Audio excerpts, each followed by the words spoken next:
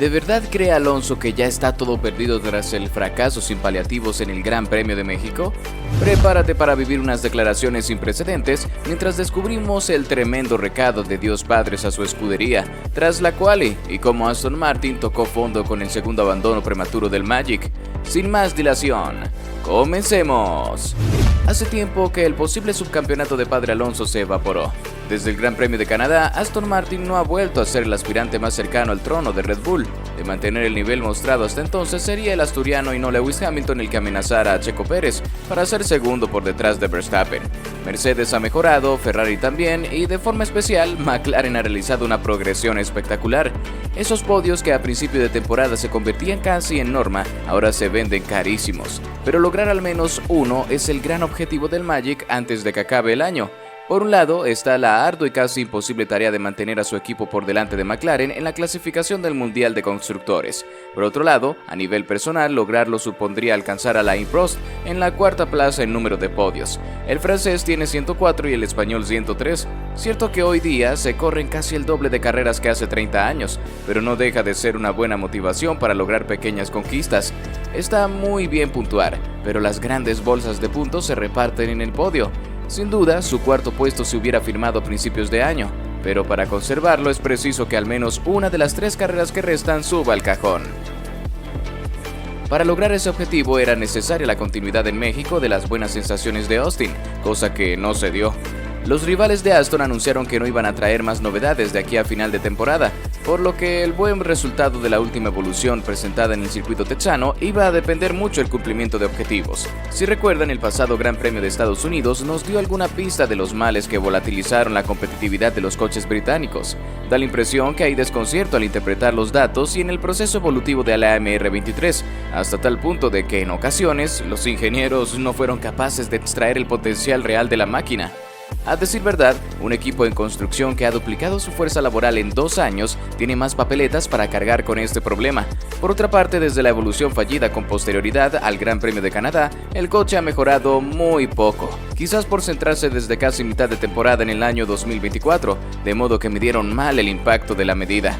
Podían asumir al comienzo del verano que Ferrari y Mercedes, en esos momentos por detrás de Aston Martin, podría superarles en la clasificación de constructores, pero nada hacía pensar en la impresionante progresión de McLaren.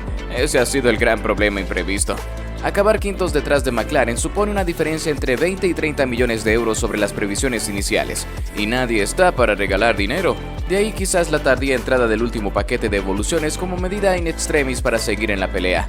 En teoría, las mejoras introducidas tienen efecto en el coche de la siguiente temporada.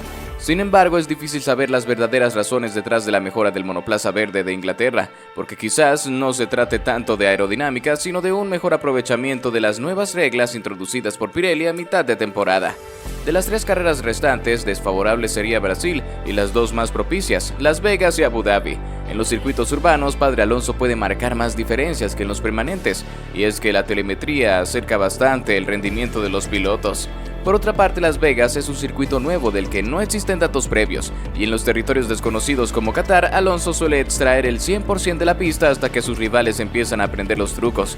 Respecto a la climatología, en uno de los escenarios desfavorables, Interlagos, la lluvia puede convertirse en una gran oportunidad.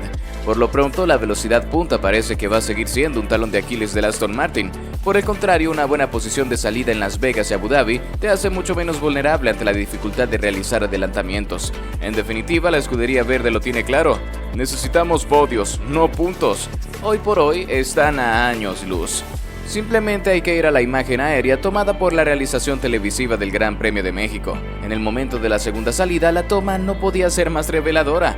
Lance Stroll y Fernando Alonso ocupaban los 2 últimos lugares de la parrilla, una demostración del actual nivel de competitividad de los Aston Martin. Sí, amigos, tan real como triste. No sería aventurado decir que los coches británicos fueran en el Autódromo Hermanos Rodríguez los peores de todos los presentes. Se ha tocado fondo y toca asumir lo que desde tiempo atrás se evita reconocer. Y es que cuesta encontrar una situación similar en la historia de la Fórmula 1 en la que un equipo, en el transcurso de una misma temporada, pase de la primera línea de la parrilla a ejercer de farolillo rojo.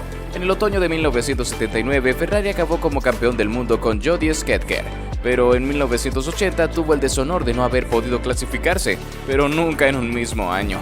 Es cierto que por detrás de Max Verstappen y Red Bull estamos ante la Fórmula 1 más igualada de la historia, y eso puede hacer engañoso el juicio, pero es indiscutible que mientras algunos equipos mejoran, los Aston Martin han pasado de luchar por victorias a hacerlo por no quedar los últimos. Se han contado ya tantas versiones del porqué de los problemas y de sus posibles soluciones, que resulta ya imposible saber a qué atenerse, y sobre todo mantener atisbos de esperanza para revertir la penosa situación actual. No deja de ser chocante la mala fama que acompaña a Alonso sobre lo crítico que es con sus equipos cuando las cosas no marchan bien, sobre todo cuando lleva media temporada sacando la cara por Aston Martin. Su actitud de estar con la gente es encomiable, a las maduras y ahora también a las duras. Pero el problema es la pérdida de credibilidad del asturiano y su equipo técnico por su empeño de defender lo indefendible. Fue una carrera muy difícil, teníamos ya poco ritmo todo el fin de semana y creo que hemos recibido algo de debris, piezas rotas esparcidas por la pista. Probablemente creo que eran del coche de Checo en la primera curva y nos ha afectado también a la aerodinámica. Si ya íbamos un poco regular, con esto pues aún más lentos. El abandono de Austin y el de aquí pesan mucho en el campeonato. Explicaba el español. Solo cabe desear que lo vivido en México sea un cúmulo temporal de situaciones adversas, porque si de juzgar la realidad presente se trata, las conclusiones son de lo más negativas. Puede también que, como el propio Fernando reconoció, no hayamos visto la mejor versión del piloto español en México y en Estados Unidos, pero así y todo, lo sucedido en la pista de Ciudad de México es una píldora muy difícil de tragar.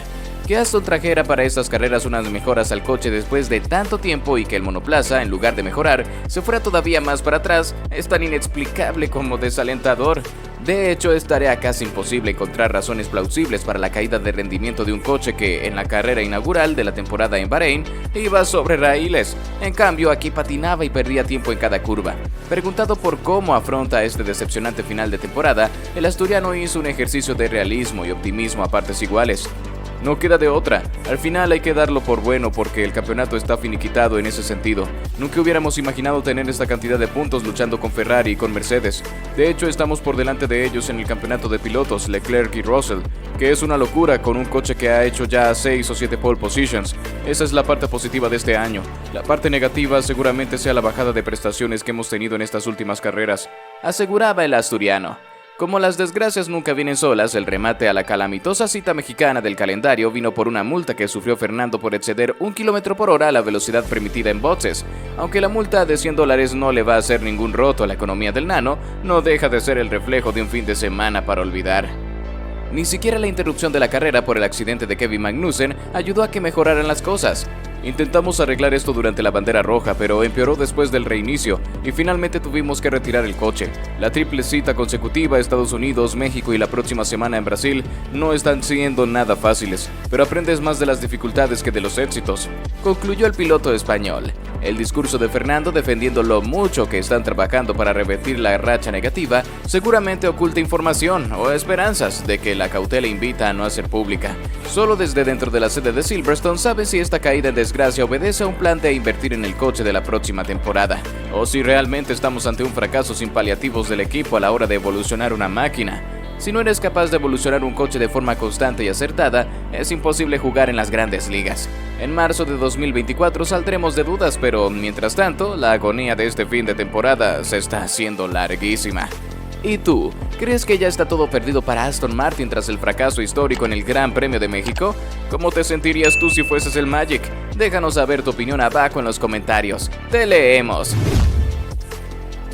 ¿Pero acaso no has visto esta noticia? Yo no me la perdería, ¿eh?